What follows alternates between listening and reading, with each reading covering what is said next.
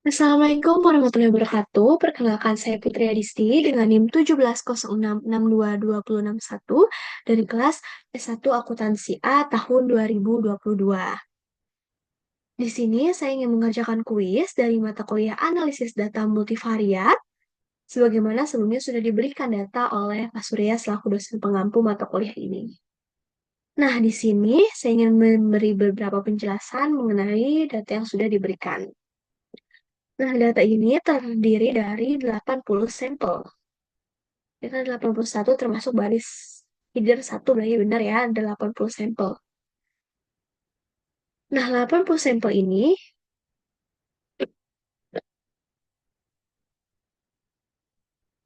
berasal dari ada 4 perusahaan,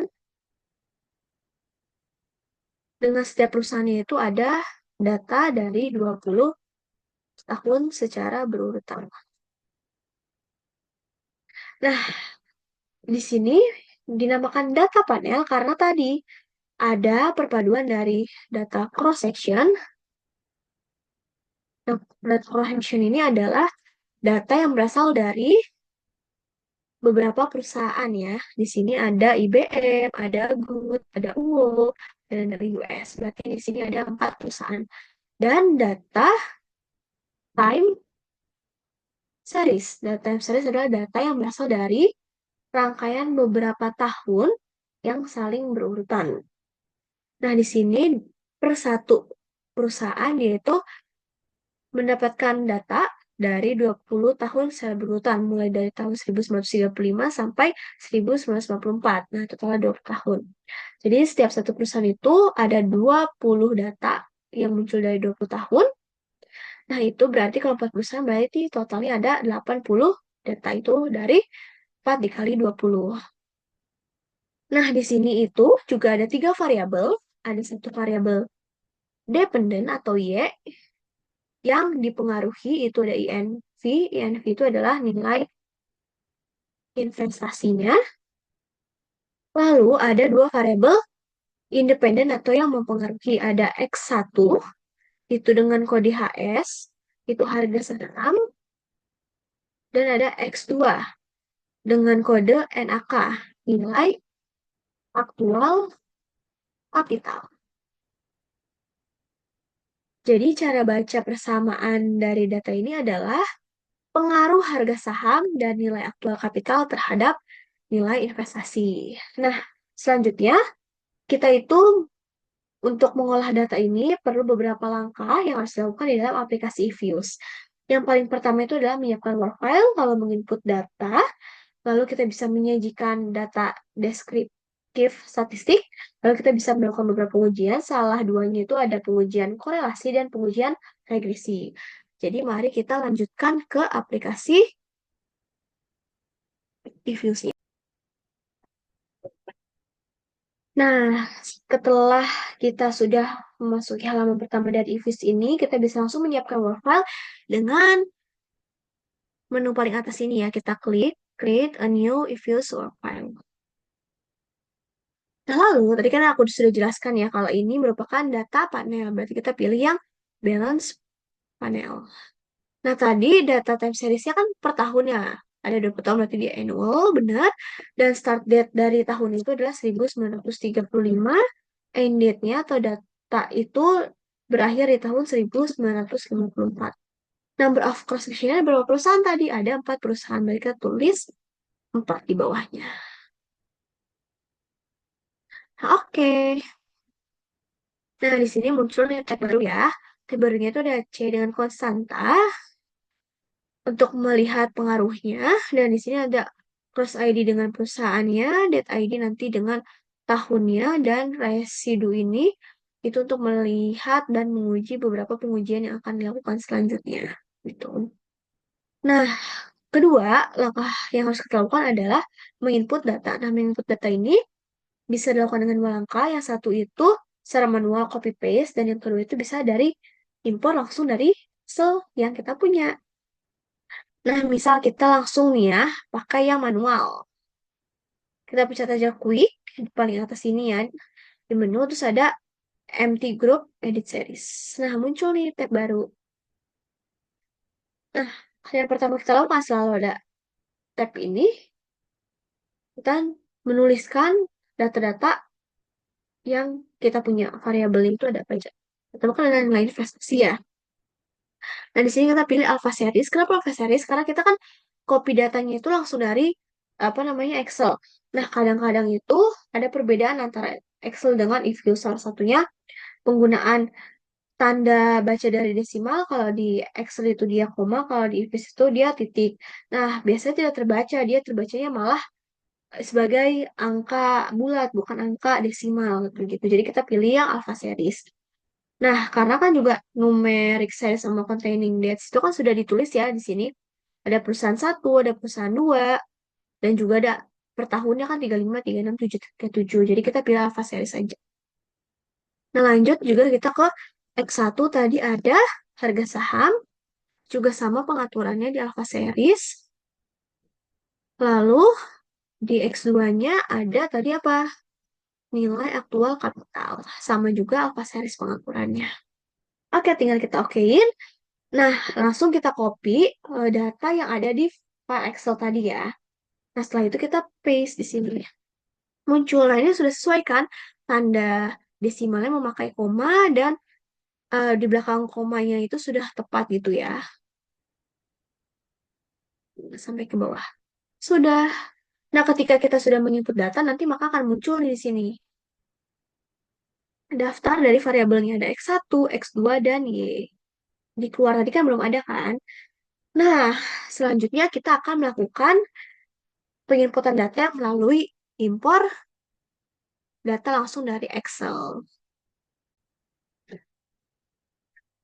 Cara mengimpor data langsung dari Excel bisa melalui halaman pertama nih, teman-teman. Nah, kita pilih yang ini. Open a range file such as Excel. Gitu. Kita pilih ini, lalu di sini bakal kita cari nih data Excel mana yang bakal kita jadikan sebagai pengolahan datanya. Tadi kita simpan di mana nih? Ingat-ingat ya. Tadi aku simpan di folder ini. Ini deh. Tinggal kita pencet open. Nah, di sini bakal ada beberapa penyesuaian data. Kita sesuaikan datanya apakah sudah betul. Sudah betul. Dan next. Nah, di sini aku skip row aja karena udah ada tahun sama udah ada kode perusahaannya. Jadi nggak butuh penanda angkanya untuk datanya. Jadi next. Bisa langsung next. Kita sesuaikan di sini kode formnya pakai karakter benar.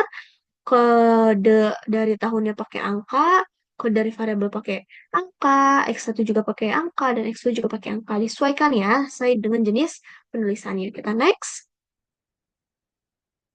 Nah, di sini kan tadi aku udah jelasin kalau ini adalah data panel, berarti di sini dated panel. Sudah betul? Terus di sini cross section itu kan pakai kode si form ini ya, di kolom form, dan date seriesnya itu pakai data yang ada di kolom year ini, berarti udah tepat. Kita bisa langsung next. Ini langkah terakhir, berarti finish aja.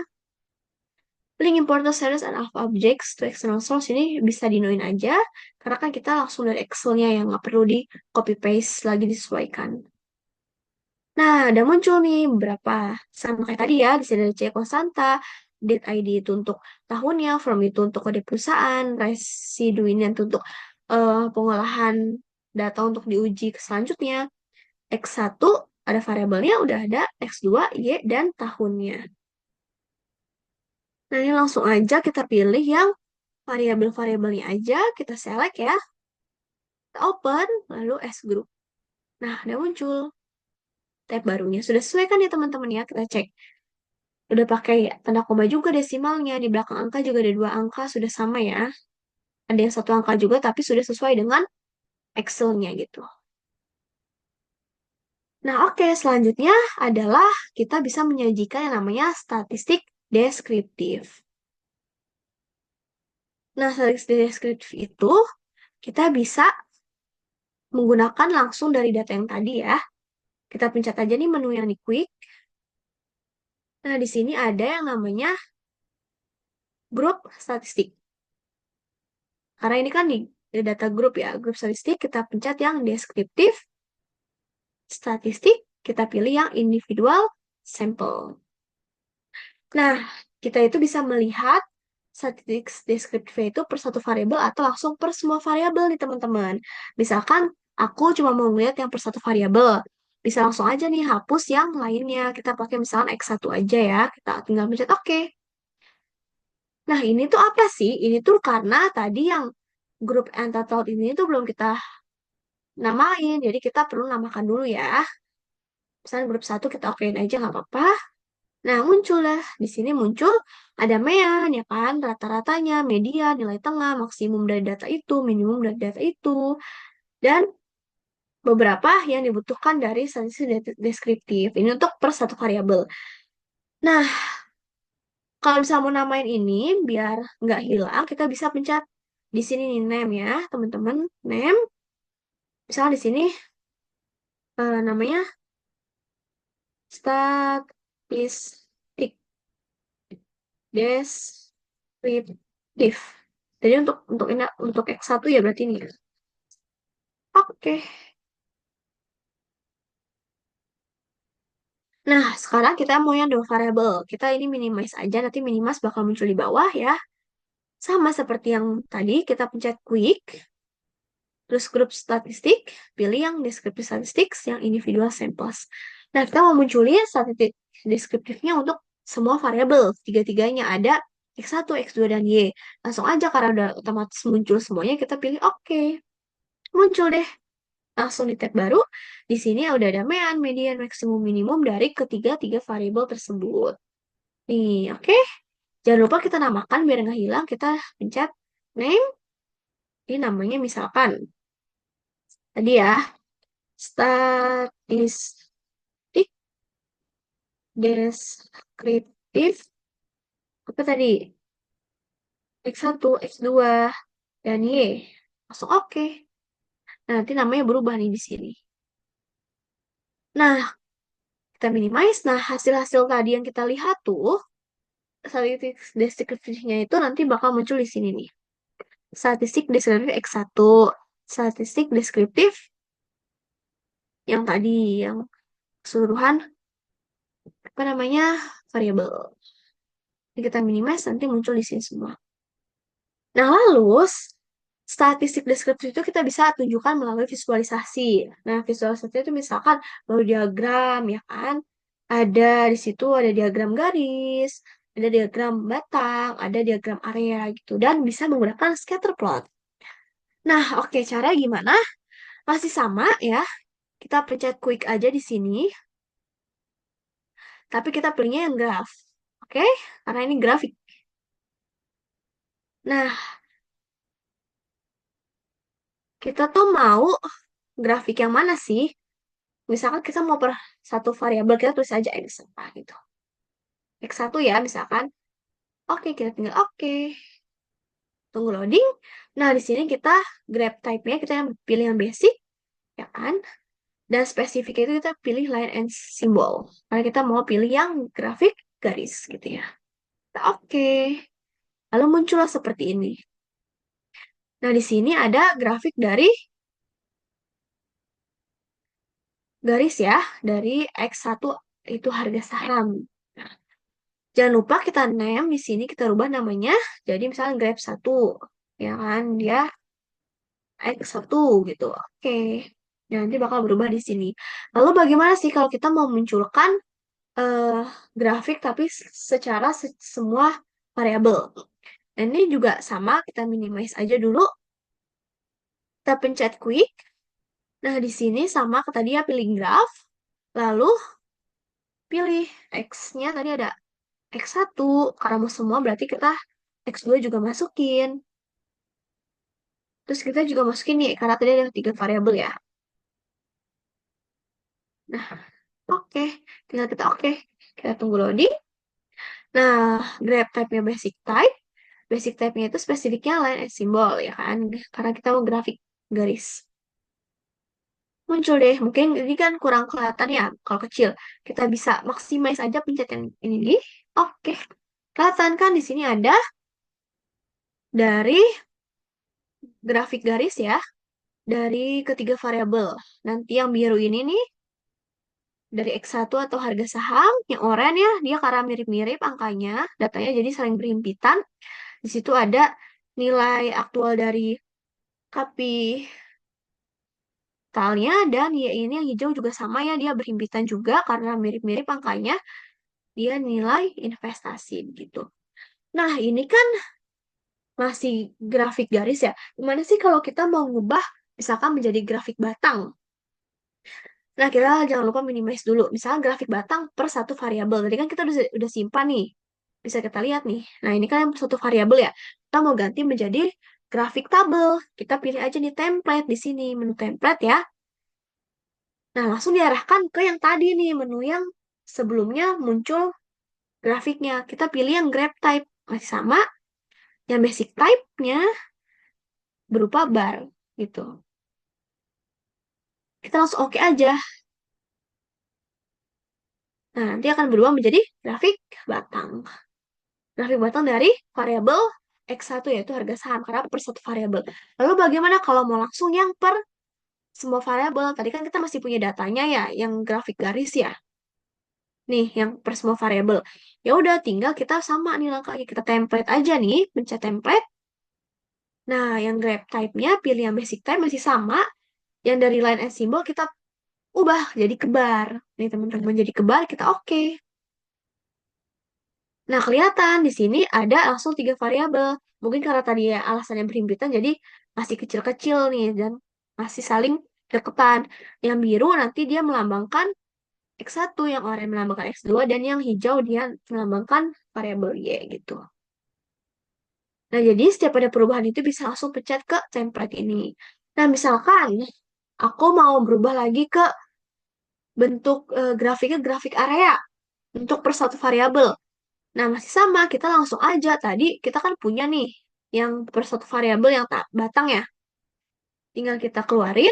Nah, kita maximize. Kita pilih template di sini.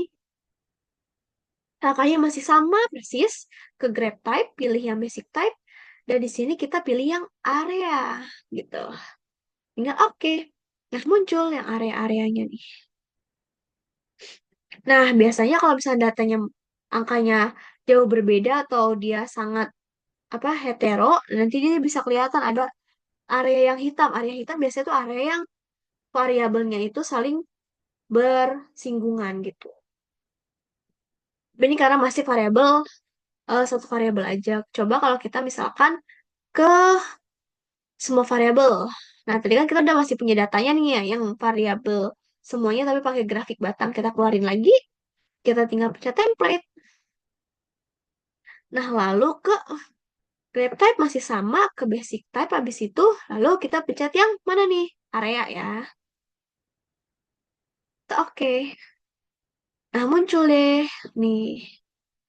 Yang biru X1, yang oranye X2, yang hijau Y. Kan masih mirip-mirip ya karena dia deketan jadi bersinggungan. Nanti biasanya ada yang hitam-hitam yang aku jelaskan tadi ini biasanya area yang bersinggungan gitu. Karena ini mungkin deketan dan angkanya samaan gitu ya skalanya jadi dia tidak terlihat gitu. Jadi semua perubahan kalau ingin merubah bentuk atau merubah jenis grafiknya kita bisa pencet template ini. Dan untuk menambahkan nama atau mengubah nama kita bisa pencet name. Gitu. Misalnya kita mau namain apa ini? Bisa mau namain grafik. Karena di sini kita nggak ada spasi, jadi kita pakai underscore. Area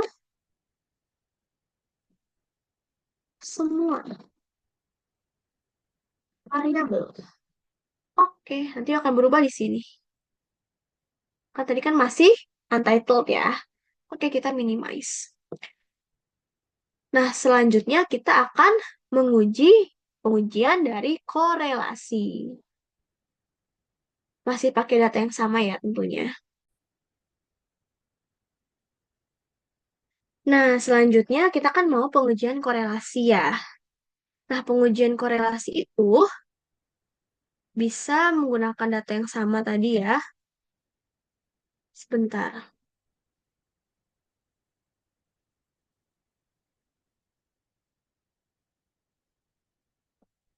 Oke, kita pilih yang quick. Di sini ada yang namanya graph, karena kita mau melihat pengujian korelasinya melalui scatter plot. Graph. Nah, di sini Karena kita mau melihat scatter plotnya itu antara satu variabel terhadap variabel y-nya gitu kan. Berarti di sini kita bisa munculkan variabel x-nya, yaitu HS, dan variabel y-nya, itu nilai investasi kita. Oke, tunggu loading. Kita pilih grab type-nya masih basic type, ya kan? Dan di sini kita pilih yang scatter spesifiknya. Kita oke. Nah, kelihatan nih teman-teman ya di sini. Nah, dia nih bersifat homogenitas ya karena saling berkorelasi karena angkanya itu dia mirip-mirip gitu. Nah, di sini karena tadi kita nih bisa tahu ya, karena dari scatter plot ini kita bisa tahu semakin tinggi harga sahamnya, nilai investasinya juga semakin tinggi gitu. Jadi di sini positif dia pengaruhnya karena dari dilihat dari sini karena semakin tinggi nilai investasinya kita bisa lihat ya dia semakin ke atas dia juga makin ke samping gitu. Jadi dia juga makin tinggi harga sahamnya gitu. Oke, selanjutnya ini kan baru di X1 ya harga saham. Kita bisa minimize. Jangan lupa ya diganti namanya dulu. Misalkan di sini scatter X1. Oh, oke, sekarang mau yang scatternya X2 terhadap Y. Masih sama quick. Terus di sini kita pilih graph, karena ini kan scatter plot ya, masih di graph, berarti kita pilih yang X-nya nilai aktual kapital dengan Y-nya. Di sini ada nilai investasi. Oke. Jangan lupa di sini kita pilih graph type yang masih basic type, dan di sini kita spesifiknya pilih si scatter ini. Nah, oke. Nah, di sini dia lebih menyebar nih, teman-teman. Antara si nilai aktual kapitalisnya dengan nilai investasi. Tapi yang kita bisa tahu di sini jika nilai aktual kapitalis semakin meninggi, ya kan, makin ke samping, nilai dari investasinya juga makin tinggi. Berarti ini berpengaruh positif. Kita bisa lihat ya, di situ kan dia nilai investasinya kan makin ke atas tuh menyebar. Tapi dia juga makin ke samping. Si nilai aktual kapitalisnya makin tinggi juga gitu. Jadi berpengaruhnya positif. Nah, selain dari melihat scatter plot, kita juga bisa melihat dari eh, koefisien determinannya si korelasi gitu. Jangan lupa kita ganti name-nya dulu. Misalkan ini scatter coba ya. Oke. Nah, itu lihatnya dari bisa kita minimize dulu ya. Nah, lihat dari koefisien korelasinya tuh kita bisa pencet quick. Nah, di sini kita pencet grup statistik. Nah, di sini ada korelasi nih, teman-teman. Kita pencet. Nah, kita langsung terhadap semuanya ya. Berarti X-nya masukin X1, terus masukin X2-nya, lalu masukin Y-nya. Oke. Nah, di sini lihat nih teman-teman. Nah, cara bacanya itu gimana sih? Cara bacanya sebentar kita gedein dulu. Kita melihat dari pengaruh X1 ke Y. Berarti kita lihat yang di kolom X1 nih. Nah, kita pilih yang ini terhadap Y-nya. Berarti yang ini nih teman-teman, yang aku klik ya. Dan dia itu berarti positif karena dia tandanya itu positif gitu. Berarti berpengaruh positif dan dia itu hampir mau satu. Berarti pengaruh positifnya cukup signifikan gitu ya. Lalu kalau ngelihat X2-nya berarti kita pencet yang kolom X2-nya dan terhadap kolom Y-nya. Berarti yang ini. Dan dia juga angkanya juga angka positif gitu. Berarti dia berpengaruh positif setiap kalau ada peningkatan dari nilai aktual kapitalnya itu berarti juga berpengaruh makin tinggi juga si nilai investasinya. Begitupun juga yang tadi, berarti semakin tinggi harga sahamnya berarti juga semakin tinggi nilai investasinya karena positif nih angkanya. Kalau ini dia kurang berpengaruh karena cuma 0,3-nya gitu, bukan hampir satu gitu. Nah, bisa dari sini ya korelasi. Nah, jangan lupa kita namain. Misalkan di sini korelasi gitu aja. Oke deh. Nah, kita minimize. Nah, sekarang kita ini mau lanjut ke pengujian yang namanya pengujian regresi. Nah, pengujian regresi kita mau melihat nih pengaruhnya itu seberapa signifikannya dan seberapa arahnya tuh positif atau negatif gitu ya. Nah, caranya kita masih sama nih, lagi-lagi kita pencet menu quick di sini, lalu kita pilih, tapi beda menu nih, estimate equation. Oke deh. Nah, estimate equation kita masukin variabel-variabelnya dengan jangan lupa si konstantanya. Pertama itu kan yang dipengaruhi itu adalah Y, berarti kita masukin Y dulu, si nilai investasi, habis itu masukin C sebagai konstanta, dan kita masukin X1, di sini harga saham, dan kita masukin X2, nilai aktual kapital. Nah, di sini kita pastikan dulu metodenya ada less squares ya. Dan ini sampelnya itu tadi kan sampelnya kan selama 20 tahun ya. Ada 1935 sampai 1954. Lalu kita okein aja. Nah, muncul deh teman-teman. Nah, cara baca data ini gimana sih? Nah, cara baca data ini kita bisa menggunakan beberapa data. Kita besarin dulu ya. Pertama, kita bisa menggunakan data yang T statistik dengan probabilitasnya nih. Yang aku lingkarin ini. Nah, apa sih gunanya? Jadi, tes statistik itu atau uji T adalah uji untuk melihat signifikansi dari pengaruh variabel dependen terhadap variabel independen terhadap variabel dependennya gitu. Nah, kita bisa melihat dari nilai probabilitasnya. Nah, sebenarnya kita kan punya dua variabel independen ya, berarti kita punya dua hipotesis. H1 yaitu harga saham berpengaruh signifikan terhadap nilai investasi, berarti X1 berpengaruh signifikan terhadap Y. Nah, H2-nya berarti tadi apa? Nilai aktual kapital berpengaruh signifikan terhadap nilai investasi atau X2 berpengaruh signifikan terhadap Y. Itu berarti ada dua hipotesis gitu kan. Nah, dari uji T statistik ini kita bisa melihat yang nilai probabilitasnya nih teman-teman. Nah, si X1 ini probabilitasnya itu 0,00. Nah, H1 itu akan diterima jika nilai probabilitasnya itu kurang daripada 0,05.